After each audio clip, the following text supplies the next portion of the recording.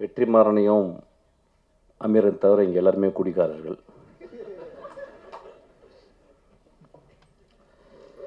John Vijay இப்போ தான் entry கொடுத்தான். அந்த படம் பார்த்துட்டு என்ன சொன்னால் இன்டர்வலில், அண்ணன் படம் முடிச்சுட்டு எங்கன்னா போகலாம் அப்படின்னு கேட்டேன்.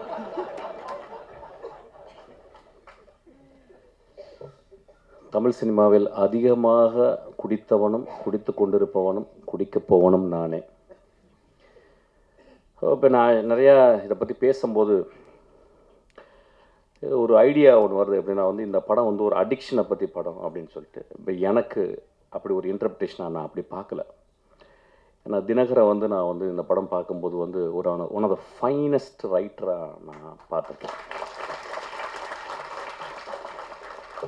So any finest writer will not talk loudly. மேலே ஒன்று இருக்கும், ஆனால் கீழே சப்டெக்ஸ்டில் ஒரு கதை சொல்லுவான். இந்த ஒட்டுமொத்த படமும் ஒரு சப்டெக்ஸ்டாக தான் நான் பார்க்குறேன். குடி மனிதம் தோன்றதுலேருந்து குடியிருக்கு. இப்போ ஃபென்னி அப்படின்னா அங்கே விளைந்த கோவாவில் வந்து போர்த்துகீஸ் வந்து அவங்க கொடுத்த அந்த விதையிலிருந்து ஒரு பலரசத்தை எடுத்து அதை போதை ஆக்கி குடிக்கிறோம். தமிழ்நாட்டில் ஆதியில் இருந்துச்சு. அதாவது வந்து எனக்கு அதை பற்றி ஃபுல்லாக தெரியும். ஆக்சுவலாக அவங்க சாராயமே எனக்கு காய்ச்சல் அளவுக்கு எனக்கு வந்து டெக்னாலஜி தெரியும். எனக்கு ஆக்சுவலாக நான் சினிமாவோட அதை கண்டுபிடிச்சிருக்கேன். எப்படின்னு கண்டுபிடிச்சிருக்கேன். அது மது உழப்பு வந்தால் பிறகு நான் நம்ம கவலைப்படாத, நான் காய்ச்சிருவேன், கவலைப்படாத. ஒவ்வொரு நாட்டுக்கும் போகும்போதும் அந்த நாட்டில் வந்து அந்த குடி இருந்து கொண்டே இருக்கிறது. அப்போ குடி அப்படின்னும் ஒரு சமூகம் எப்படி பார்க்குறதுனா வந்து ஒரு காரி துப்புனை எச்சல் போல தான் ஒரு குடியை பார்க்குறது. மது ஒரு காலத்தில் ஒரு பெரிய சேக்ரட், ஒரு கம்யூனல் பார்ட்டிசிபேஷன். ட்ரைபல், எல்லா ட்ரைபலும் இப்போ நீங்கள் வந்து இப்போ இங்கே இருக்க 6 ட்ரைபல்ஸ் இருக்காங்க. நம்ம அதில் தோடாஸ் இருக்காங்க, குறும்பாஸ் இருக்காங்க. அந்த குறும்பாவில் 2 இது இருக்குது. கிட்டத்தட்ட ஒரு 5-6 பேர் இருக்காங்க. 5-6 பேருக்கும் அவங்களுக்கு இண்டிஜினஸாக அவங்க கிரியேட் பண்ண மது இருக்குது. ஆனால் அந்த மதுவை எப்போ குடிக்கிறாங்க அப்படின்னா, ஒரு வருடத்துக்கு 4 நாட்கள் 5 நாட்கள் அவங்களுடைய கடவுள் வழிபாடு. அப்போ அந்த வழிபாட்டுக்கு படைக்கிறது வந்து மாமிசத்தை படைத்து மதுவையும் படைத்து மதுவை குடித்து மாமிசம் சாப்பிட்டு விட்டு அன்று முழுதும் ஆடி களைத்து விட்டு அதை மறந்து விட்டு திரும்பி காட்டுக்குள்ளே வேட்டையாட போகிறாங்க. நாகரிகம் வளர்ந்த பிறகு அதை வந்து நம்ம வந்து அதை சொசைட்டலாக நம்ம வந்து கன்வெர்ட் பண்ணிக்கிறோம். ரோமானியர்கள் வந்து அவ்வளவு குடியிலே இருந்ததாங்க. முகலாய நம்ம ஹிஸ்ட்ரி ஆஃப் முகல் எம்பையர்ஸை பார்க்கும்போது வந்து சில பேர் வந்து ரொம்ப ரொம்ப ஸ்ட்ரிக்டாக வந்து அப்ஸ்டெயினாக அவுரங்கசீப் மாதிரி இருந்தாங்க. சில பேர் வந்து இன்டெல்ஜ் பண்ணாங்க. ஸோ உலகம் ஃபுல்லாக பிரிட்டிஷர்ஸு. நீங்கள் வைன் செல்லாரை வந்து பார்த்தீங்கன்னா, பிரிட்டனில் போய் பார்த்தீங்கன்னா, ஒரு வீட்டில் வந்து அவனுக்கு வந்து கோடி ரூபாய் பேங்க்கில் இருக்கோ இல்லையோ, கோடி ரூபாய்க்கு ஒர்த்தான வைனை வந்து அவன் செல்லரில் வைக்கிறான். சில நேரங்களில் வந்து அவன் காசு இல்லாத போது அந்த வைனை கொடுத்து எனக்கு வந்து காசு கொடுன்னு சொல்லி வாங்கிக்கிறான். ஸோ ஒரு இன்வெஸ்ட்மெண்ட்டாகவே அந்த வைனை ஆக்கிக்கிறான். ஒரு ஸ்காட்லாண்டு முழுதும் விஸ்கி இருக்குது. ஸ்காட்லாண்டு முழுதும் நான் போகும்போதும் தேடி தேடி தேடி டெலவேர் எல்லா இடத்துலையும் போகும்போதும் அங்கே வந்து ஒரு விதமாக மது இல்லாத இடமே இல்லை. மனிதனுக்கு மது தேவைப்படுது சில நேரங்களில். ஆனால் நான் ஆரம்பிக்கும்போது வந்து இந்த படத்தை பற்றி பேசுறதுக்கு இப்படி தான் ஆரம்பிக்கணும்னு இப்போ நினைக்கிறேன். நானும் மதுவை விரும்பி நேசித்து குடிப்பவன். ஆனால் ஒரு நாள் கூட அந்த மது என்னையை கண்ட்ரோல் பண்ணதில்லை. அந்த மதுவை குடிக்கும் பொழுது என்னைய பொறுத்தில் நான் அசிஸ்டன்ட் டைரக்டர் வந்து எப்படின்னா, சாராய கடைக்கு போகும்போது அசிஸ்டன்ட் டைரக்டர் இருக்கும்போது ஒரு குவார்ட்டர் வாங்குற காசு இருக்கும். மோஸ்ட்லி ஓல்டு மங்கு 2 டாட்டாஸ் கொசுவத்தியோடு உள்ளே போவேன். என்னை பேச ஆரம்பிச்சபோது சினிமா பேச ஆரம்பிச்சிடும். சிவாஜி பேசுவோம், பாலச்சந்தர் பேசுவோம், பாரத ராஜாவை பேசுவோம், இளையராஜாவை பாடுவோம். ஸோ எங்களுக்கு பெரிய கான்ஃப்ளிக்ட் யாருன்னு கேட்டால் அந்த கொசுத்தல் தான்.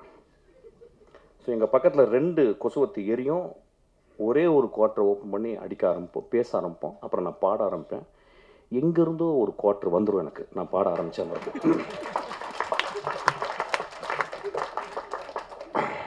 நான் காலேஜில் ஃபஸ்ட் இயரில் வந்து செட்டிநாடு பாலிடெக்னில் வந்து நான் வந்து அந்த ஃபஸ்ட் இயர் முடியும் போது செகண்ட் இயர் வந்து குடிச்சிட்டு என்ன பண்ணாங்க, என்னை பாட சொன்னாங்க. நான் பாடின பாட்டு வந்து பொண்ணை போல ஆத்தா. எப்படி பாடினேன்னு தெரியல, ஃபஸ்ட் ப்ரைஸ் கொடுத்துட்டாங்க எனக்கு. செகண்ட் இயரு முழு குடி. டேய் நீ என்ன பாடல, அப்படியா? அவன் போய் பாடினேன். அந்த பாட்டு அதே பாட்டு தான் பொண்ணை போல ஆத்தா, ஃபஸ்ட் ப்ரைஸு. தேர்ட் இயரும் அதே பாட்டு ஃபுல் குடி, ஃபஸ்ட் ப்ரைஸு. ரொம்ப ரொம்ப ரொம்ப கேர்ஃபுல்லாக இங்கே இருக்கணும். எப்படின்னா, என்னுடைய குடி இருக்கும் பொழுதும் எனக்கு எப்பயும் வாழ்க்கை சந்தோஷமாகவும் ஹோப்பாகவும் இருந்து கொண்டே இருந்தது. இந்த படம் அவன் என்ன சொல்லியிருக்கான்னு எனக்கு தெரியல. அது வந்து I have to go deeply into. I don't want to go because it's my interpretation is very important. கதை சொல்லுங்க, போர் அடிக்குது. கதை சொல்லுங்க. அங்கே யாரும் குடிச்சிட்டு தராங்க பாரு.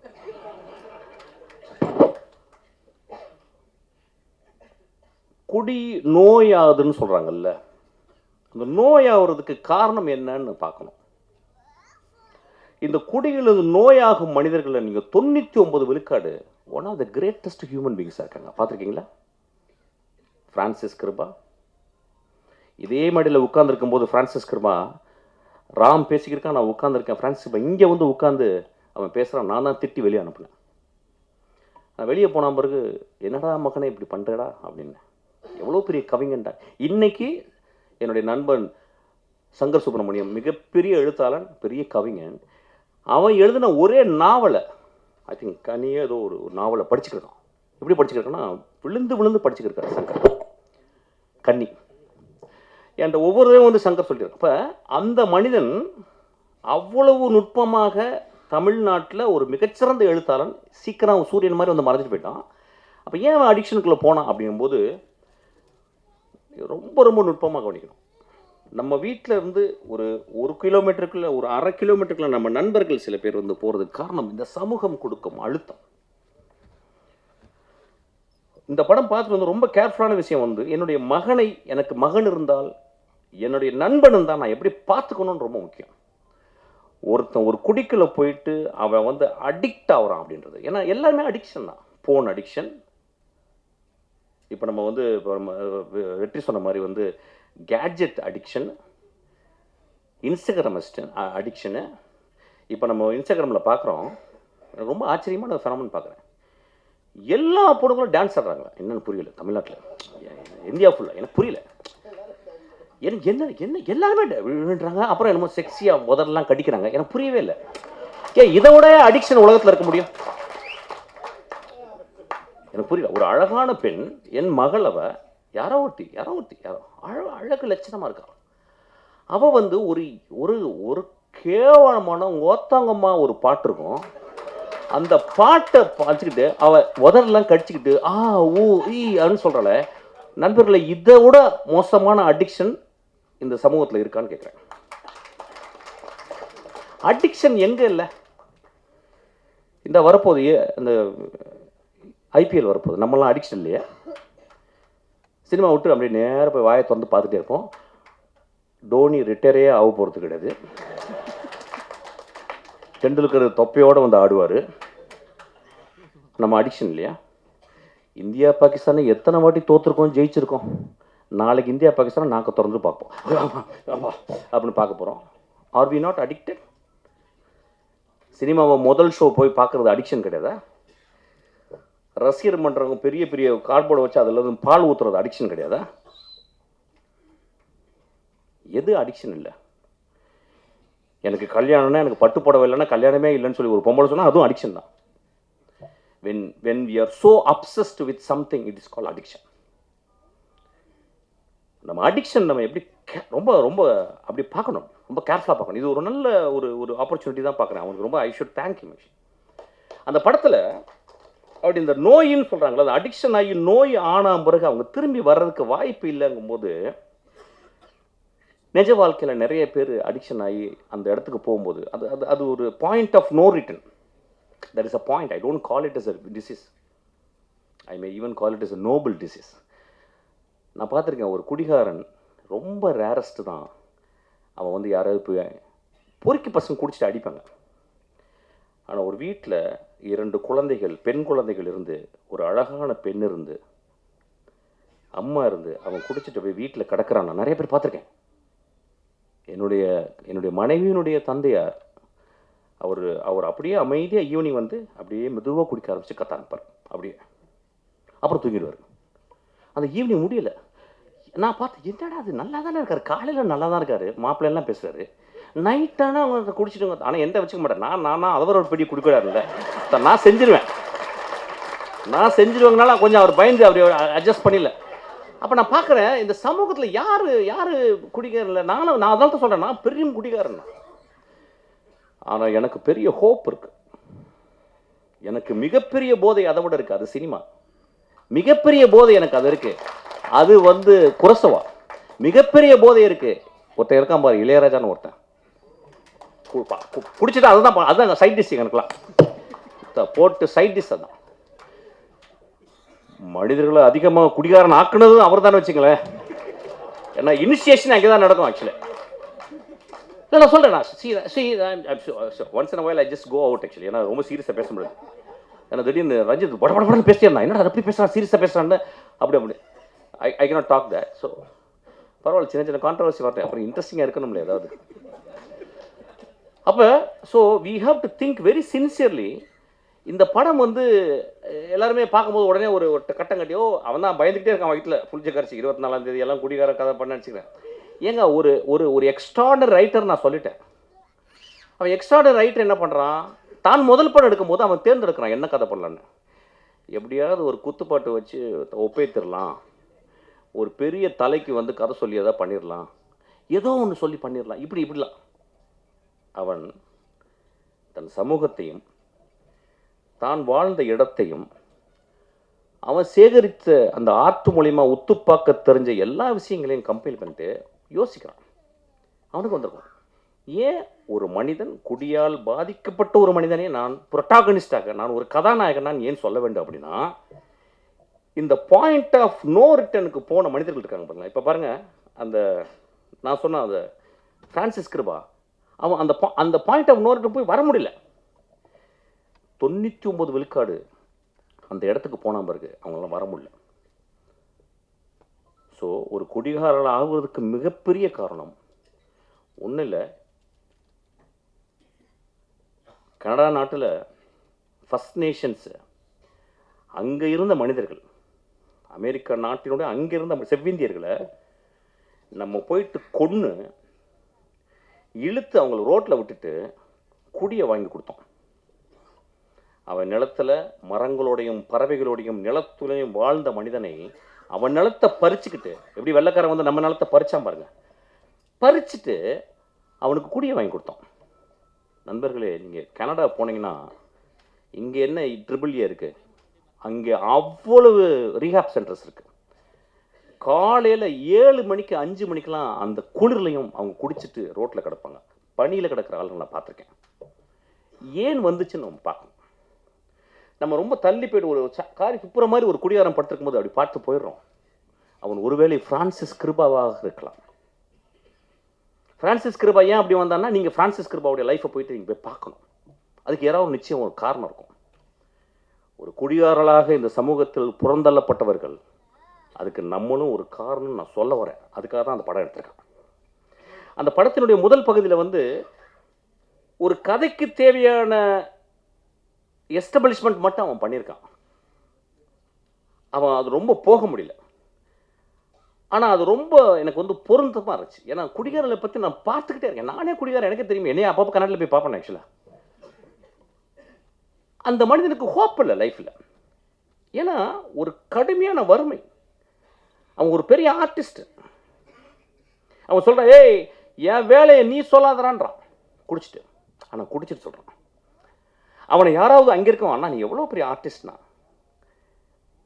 நான் சாயங்காலம் குடினா, ஆனால் இந்த ஆர்ட் ரொம்ப முக்கியம்னு. ஒருவேளை அவனுக்கு இந்த சமூகம் சரியான வேலையும் சரியான அவனுடைய அவனுடைய அறிவுக்கு அங்கீகாரம் கொடுத்துருந்தால் அவன் குடித்திருக்க மாட்டான். அவன் ரோட்டில் போய் யாரையுமே அடிக்கலைங்க அந்த படத்தில். அவன் ரோட்டில் போகிற பொம்பளையை கை பிடிச்சிடல. தன் மனைவி, தான் கைவிட்டு போன மனைவி இன்னொரு மனிதனோட நிற்கும் போதும் இவன் எழுதின அந்த கதாபாத்திரம் ரொம்ப அமைதியாக இருக்கு. அவன் போய் சட்டை பிடிக்கல. உலகத்தின் மிகச்சிறந்த சீனுங்க அது. அந்த இடத்துல அப்படியே நிற்கிறான். அமீர் சொன்னார், ரொம்ப அழகாக சொன்னார். அவர் ரொம்ப நுட்பமான மனிதன் அவர் சொன்னார். அந்த மனைவி கேட்குறா, 10 வருஷம் என் ஆசை விட்டுட்டு போயிட்டேடா. ஏடா 10 வருஷம் முதல் நாள்லேருந்து குடிக்கிறேன். 10 வருஷம் எங்கள் அப்பா அம்மா பொத்து ஓன்ட்டு கொடுத்தாங்கடா. உன்னை நம்பி வந்தேனடா. 10 வருஷம் என் இளமையை இழந்துட்டேனடா. நீ குடிக்கும் போது மட்டும், குடிச்சிட்டு போதை வரும்போது மட்டும் என் பக்கத்தில் வந்து படுத்திருக்கேடா. என் உள்ளத்தை நீ வந்து என்னைக்காவது பார்த்துருக்கியாடா? உடலை மட்டும்தான்டா பார்த்துருக்கேன். நான் சமைச்சு போட்ட மீன் குழம்பை மட்டும் தான்டா ரசிச்சிருக்கேன். என் உள்ளத்தை ரசிச்சிருக்கியான்னு கேட்குறான். ரொம்ப எக்ஸ்ட்ரானரியான ஒரு இடம். ஆனால் அந்த மனிதன் அந்த இடத்துல ரொம்ப அமைதியாக நிற்கிறான். ஸோ ரொம்ப ரொம்ப careful. Cinema it is not just to portray facts, it is a fictional reality.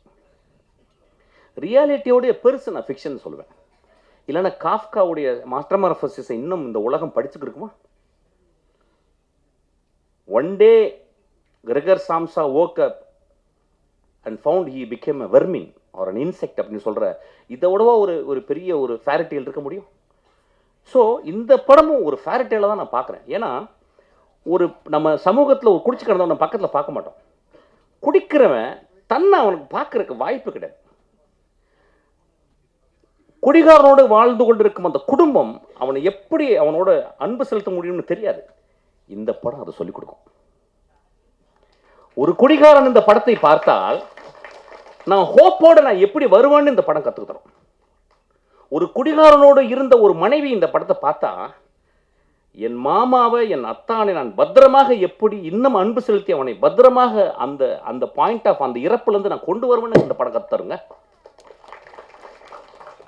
குடிகாரனுக்கு பிறந்த 2 குழந்தைகள் இந்த படத்தை பார்த்தா, ஐயோ என் அப்பா எவ்வளோ நோபலான ஆள், எங்கள் அப்பா குடிச்சிட்டு மிச்ச காசை எனக்கு வந்து தின்பண்டங்கள் வாங்கிட்டு வரானே அப்படின்னு சொல்லலாம். ஐயா, மனிதர்களை நம்ம உடனடியாக எடை போட்டுறோம். ஏன்னா நம்ம எப்பயுமே பாக்கெட்டில் ஒரு தராசு வச்சுருக்கோம். அவன் வந்து சும்மா அப்படி சிரிச்சிட்டாவே ரொம்ப நல்லா இருக்கல அப்படிமா. அதான் அவன் பெரிய பாடா இருப்பான். அவன் ஒரு ஃப்ராடு பாடா எதனா இருப்பான். நம்ம உடனே நல்ல மனசு இல்லை. அப்புறம் ஒருத்தன் வந்து என்ன அப்படின்னு போவான். ஒருத்தன் பெரிய பூல் அட்டம் பறிச்சு போகிறப்பா அப்படிம்பா. மனிதர்கள் நம்மளுடைய கொடுமையான அடிக்ஷன் என்னன்னா, உடனடியாக பாக்கெட்லேருந்து ஒரு த்ராஸ் எடுத்து போட்டு நில்லுப்பா, நில்லு அப்படின்னு. மனிதர்களை நிறுக்க வேணாம். மனிதர்களே, ஒரு எழுத்தாளர் சொல்லியிருக்காரு, ஒரு மனிதனை பற்றி தெரிந்து கொள்ள வேண்டும் என்றால் 5 வருடம் அவனோட நீங்கள் பயணப்பட்டிருக்கணுன்றாங்க. ஸோ மனிதர்களை நம்ம வந்து அவ்வளோ குடிகாரலாம் ரொம்ப மோசம். நான் இன்னைக்கு குடிகாரனுக்காக பேச வந்திருக்கேன் ஆக்சுவலாக. ஏன்னா எல்லாருமே பயங்கரமாக அடிக்ஷன், ரொம்ப பழைய அடிக்ஷன். ஹோப் கொடுங்க ஒரு மனிதனுக்கு. ஒரு திரைப்படம் தான் இன்னைக்கு வாழ்க்கையில் ஹோப்பு கொடுக்குது. இந்த படம் ஹோப்பு கொடுக்குது. இவ்வளோ பேரும் நிறைய குடிகாரர்கள் இருக்காங்க எனக்கு தெரியும்.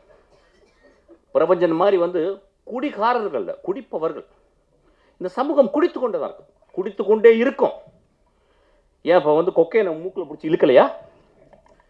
எல்எஸ்டி வாயில் போட்டுக்கலையா? இப்போ எக்ஸ்டசி போடலையா? அதெல்லாம் வந்து ரொம்ப சூப்பராக அது வந்து அப்படியே வந்து பிஎம்டபிள்யூவில் வந்து இறங்கி எக்ஸ்டசி போட்டால் அவங்க ஒரு 16 வயசு பொண்ணு போடுது. சனிக்கிழமைகள் நீங்கள் போய் பாருங்கள், கருப்பு கலரில் ட்ரெஸ்ஸை போட்டுக்கிட்டு அப்படி கருப்பு தேவதைகளாக போயிட்டு ஃபுல் எக்ஸ்டசி தான். அது குடிகாரம் இல்லையா? அதை நம்ம வந்து சமூகத்தில் ஒத்துக்கிறோம். அவங்க வந்து ஆடிக்கிட்டு இருக்காங்க ரொம்ப சத்தமாக போட்டு. நிறைய பேர் என்ன பாருங்கள், எத்தனை ஆக்சிடெண்ட்டு ஒரு மாதத்துக்கு, எத்தனை ஆக்சிடெண்ட்டு. யார் ஒரு ஆக்சிடெண்ட்டு? சைக்கிளில் போய் இடித்து குடிச்சிட்டு போய் அடித்து சாவடிக்கிறான். எத்தனை பணக்காரர்கள் தன் மகளும் குடித்து கொண்டு இடித்து போகிறல, அதெல்லாம் தெரியல நம்மளுக்கு. குடிகாரர்களை ரொம்ப ரொம்ப கேர்ஃபுல்லாக பார்த்துக்கணும். ஹோப், இந்த படம் எனக்கு ஹோப்பாக தான் பார்க்குறேன். சிரிக்காதீங்க, அது உடனே ஜோக் ஆகிக்கிறீங்க. இந்த படம் ஒரு அப்படி தான் நான் பார்க்குறேன் இந்த படம். அப்போ திரும்பி அதாவது இப்போ மிஷ்கின் வந்து பேசினது, அது கொட்டுக்காலைக்கு அப்படி தான் பேசினேன். ஒருத்த கொட்டுக்கலிக்கு பேசிட்டான், ஒருத்த இதுக்கும் பேசிட்டான். வேற என்ன தலைவர்கள்லாம் நடிக்கிற படத்தையே போய் பேச முடியும்? நான் சமூகத்தில் நான் ஹோப்போடு வாழ்ந்து கொண்டிருப்பவன். இந்த படத்தை பார்த்துட்டு போனா நம்ம குடிக்கிறத நிப்பாட்டுவோம். அந்த மாதிரி சினிமாக்கு தான் சப்போர்ட் பண்ணணும். ஒரு கொட்டுக்காளியை பார்த்தா அது தலையில கொட்டுச்சு, அதை ஒத்துக்க முடியல. ஒரு சமூகத்தை தலையில கொட்டினான், ஒட்டுமொத்த சமூக தலைவன். கொட்டக்கூடிய படங்கள் தான் இதுவும். ஒரு காளி தான் அது. பாட்டில் தான் ஒரு காளி தான், ஒரு காளியாத்தா தான். அவன் காளியாத்தா உள்ள போனனால தான் அவனுக்கு இந்த படத்தை எழுத முடிச்சு. அவன் ஈஸியாக அப்படியே வந்து ஒரு படத்தை எடுத்து நீளம் போனச்சுன்னா மட்டும் ஒரு ஆட்டம் ஆடிட்டு ஒரு மொத்தம் அப்படி பண்ண படம் நான் ஓடிடுமே. அவன் ஏன் கஷ்டப்படுறேன்னு சொல்கிறான்? நான் கஷ்டப்பட்டு படம் எடுக்கிறேன், கஷ்டப்பட்டு படம் எடுற மயிறு மொத்தம் நம்ம அதுக்கு தான் வந்திருக்கோங்க. இன்னும் போகும்போது கையில் 2 பாட்டில் 2 வந்து ஊதுபத்தியெல்லாம் வச்சுட்டா உள்ளே போகிறோம். போனால் அப்படியே தான் எங்கள் அப்பா போனார், பார்த்தேன். அப்படியே வாய் ஆண் திறந்தே போனார். ஆக்சுவலாக அங்கேயும் மண் உள்ளே போயிடுச்சு. ரைட்டு. அங்கேயும் போகும்போது கத்துறான் எங்கள் அப்பா. நண்பர்களே, சினிமா ரொம்ப ரொம்ப அவசியம். ஏன் சொல்ல வரேன்னா, இதை வந்து ஒரு ஒர்க் ஆஃப் ஆர்ட். இப்போ வந்து சோமசுந்தரத்தை பற்றி நான் பேசணும்னு ஆசைப்பட்றேன். இப்போ நம்ம நிறைய பேர் வந்து ஆக்டிங் பற்றி பயங்கரமாக பேசுவோம். அப்பா என்ன நடிச்சிட்டாருப்பா, என்ன. இந்த படத்தை ஏன் தெரியுமா பார்க்கணும்? ஒரு ஒர்க் ஆஃப் ஆர்ட்டை நீங்கள் பார்க்கணும். எப்படி ஒரு நடிகன். சோமசுந்தரத்தை பற்றி எனக்கு தெரியும். ரொம்ப மிதமான மனிதர். அதாவது காணாம போயிடும். ஒரு படம் நடிப்பார், அப்படியே திருவண்ணாமலை போய் காணாம போயிட்டார். அது எந்த பக்கம் போறாருன்னே தெரியல, இருக்கிறாருன்னு தெரியல. அவ்வளவு அசூசியா ஃபீல் பண்றாரு. சமூகத்தில் தான் ஒரு செலிபிரிட்டின்னு காட்டிக்கிறது. அவன் தான் மிகப்பெரிய செலிபிரிட்டி. ஒரு வாழும் கலைஞன், ஒரு நெஜ கலைஞன். அவன் போய் தன்னை அழிச்சுக்கிறான். இதை முடிச்சுட்டு அவன் அழிச்சுக்கிறான். இந்த படத்துல நிறைய ஸ்டான்லி சார்ஸ்கி ஸ்கூலில் முதல் கிளாஸ் என்ன எடுப்பாங்க? ஒரு கிளாஸை கையில் கொடுத்து குடிகாரன் மாதிரி நடிப்பாங்க. இப்போ நம்ம ஊரில் உடனே நம்ம இப்போ தான் இன்ஸ்டாகிராமில் நம்ம எல்லாருமே ஆக்டர். இப்போ பிறந்தவங்க எல்லாருமே ஆக்ட் பண்ணி ஆகணும் ஒரு படத்தில். அந்த மாதிரி ஆயிடுச்சு. ஒரு காலத்தில் வந்து ஒரு 5 வருஷம் முன்னாடி ஷார்ட் ஃபிலிம் எடுக்கணும். ஷார்ட் ஃபிலிம் எடுத்தால் தான் கட்ட வேகன்ற மாதிரி ஆயிடுச்சு. இப்போ எல்லாரும் நடிச்சா தான் கட்ட வேகம் ஆயிடுச்சு. இந்த சமூகத்தில் வந்து நடிப்பு அப்படின்றது அவ்வளோ எளிது. கண்ணாடி முன்னாடி அழுது பார்த்துன்னு வச்சுக்கோங்க. பக்கத்தில் அம்மா சொன்னா, டே நீ என்ன நடிக்கிறடா. என் தெரிஞ்ச ஒரு நண்பர்கள், ஹஸ்பண்ட் ஒய்ஃபு, அறிவானவங்க. ஹஸ்பண்ட் வந்து பெரிய இன்ஜினியரு, அம்மா வந்து அவங்களும் இன்ஜினியரு. அவங்க என்ன சொல்கிறாங்க, அவங்க பையன் சின்ன பையன், சார் இந்த பையன் நல்லா நடிக்கிறான் சார். நாங்கள் ஏன் மேடம் நடிக்கணும்? சும்மா இருக்கும்போது ஏன் நடிக்கணும்? ஏதாவது கேரக்டர் கொடுத்தா தான் நடிக்கணும், சும்மா இருக்கும்போது ஏன் அவங்க சொல்கிறாங்க. எப்படி ப்ராக்டிஸ்? இப்போ பாருங்கள் நடிக்கணும் பாருங்கள். டே தம்பி அழுதுனோடனே அவன் அழுது கட்டுறோம் அப்படின்னு. ஓத்தா எனக்கு ஏதாவது வச்சு உங்க வாயில் பிடிக்கும் போல. இல்லை சமூகம் எப்படி இருக்கு பாருங்க. அதாவது இன்ஸ்டாகிராம திறந்தா நடிக்கிறான். என்ன புரியலையா? ஒரு ஆர்டிஸ்ட் பாருங்க, அவனை அந்த படம் இதுக்காகவே பாருங்க. ஏன் அந்த பாப்பாவையும் சோமசுந்தரத்தையும் பார்க்கணும்? அஞ்சனால அவங்க பேர். ஏன் நீங்கள் வந்து பார்க்கணும் அப்படின்னா, சோமசுந்தரத்தை ஒரு சீனில் குடிச்சிட்டு தண்ணியில் கிடக்கிறாரு. ஒரு நண்பன் வந்து தூக்குறான். அவர் அது கேமரா மேலேருந்து டாப் ஆங்கிளில் கொஞ்சம் ஒரு 3/4 இருக்கு. அவர் அப்படி திரும்பி பார்க்குறாரு. எனக்கு நெஞ்சே வெடித்து போல இருந்துச்சு. 27 வருஷம் சினிமாவை ஒத்து பார்த்துக்கிருக்கேன். மிகச்சிறந்த நடிகர்களோடு நடிச்சுக்கிருக்கேன். என்னுடைய ட்ரெயினில் மிகச்சிறந்த நடிப்பை வந்து என் தம்பி வந்து விஜய் சேதுபதி கொடுத்துருக்கான். நான் அந்த சோமசுந்தரனுடைய அவன் திரும்பி அந்த உலகத்தை பார்க்குறான். இடதுபுறம் திரும்பி அதை டைரக்டர் சொல்லி கொடுக்கவே முடியாது. There is a territory where director cannot enter. Only an actor with extraordinary sensibility, with a zero ego, he performs. நண்பர்களே, அந்த ஒரு ஷாட்டுக்கு நீங்கள் கொடுக்குற 150 ரூபா ஈக்குவல் ஆகிடும். அந்த ஒரு ஷாட்டு உடனே ஒரு குரூப்பு போய் எழுதும், என்ன அப்படி பிடிங்கிட்டார், நாங்களும் தான் பார்த்தோம், இப்படி திரும்பினார், அவ்வளோதானே. எழுதுங்க நண்பர்களே, எழுதுங்க. நம்ம என்ன பண்ண முடியும்? நம்ம தான் தராசு வச்சுருக்கோமே, மிஷ்கின் சொல்லிட்டு அவங்க கல் இந்த பக்கம் வச்சிரு மற்ற தூக்கிடு சொல்லு, அதுக்கு தான் பண்ணுறேன்.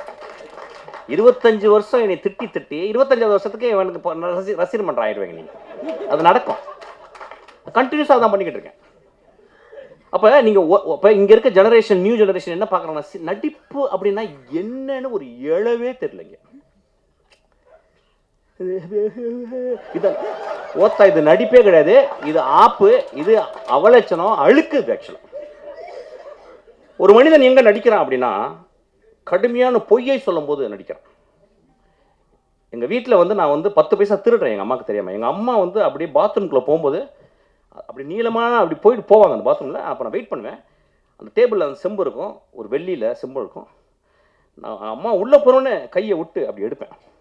அதுக்காக வெயிட் பண்ணிட்டே இருப்பேன். பட்டன்னு இருக்கும். எடுத்து 20 நாள் சக்ஸஸ். ஆக்சுவலி 21 நாள் போன வெளியே வந்துட்டேன். அப்படியே போனால் அப்படியே கையை விட்டு கீழே உழுந்து கீழே அடி. முத்தா, நீ ரொம்ப நல்லா நடிச்சுக்கிறவர் சொல்லிட்டேன். டேய் ஜானே, சிவாஜி மாதிரி நடிக்கிற, அப்படியே பாக்கெட்டில் விட்டு. அதாவது ஒரு புலி எலியானா எப்படி இருக்கும், அது மாதிரி இருக்கு. வா வா, நல்லா பண்ண. Thank you very much. Good evening everyone. நான் ஆக்சுவலாக லேட்டாக வரல, ஐம் ஆன் டைம். இந்த கூலிங் கிளாஸ் போடுறவங்கெல்லாம் ஒரு தனியாக ஒரு லிஸ்ட் வச்சு, தம்பி ரஞ்சித் முதல்ல, அடுத்தது மிஸ்கின், அடுத்தது நான் அப்படின்னு கூப்பிட்ருக்காங்க.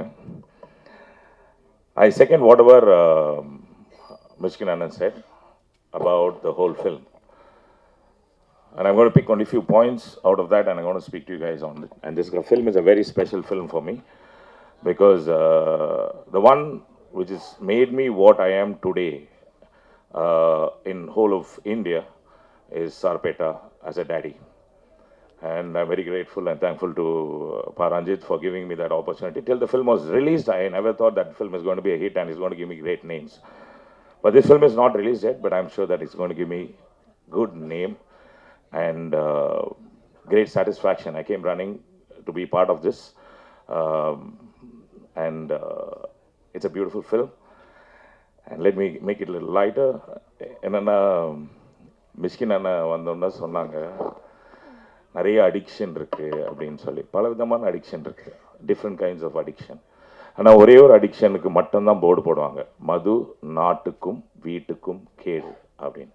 வேறு எந்த அடிக்ஷனுமே கிடையாது. It matters a lot and it gets into your heart, mind, soul, people, family and also the environment around you. I'm not saying, or this film is also not preaching that don't drink. The film is giving you hope. That is more important. Life is all about hope, and every religion or every person who is an motivation for you, or people who like you, your mother is a great hope in your life. This film is exactly the same. This film is going to give you hope. ரெண்டு விஷயம் இருக்குங்க. குடிச்சிட்டு ஜாலியாக இருக்கிறது ஒன்று, அதில் இருக்க சந்தோஷம் ஒன்று. குடிக்காமல் ஜாலியாக இருக்கிறது ஒரு சந்தோஷம் ஒன்று. அந்த சந்தோஷத்தை நீங்கள் பார்க்கணுன்னா இந்த படத்தை பாருங்கள். நன்றி, வணக்கம். Thank you very much.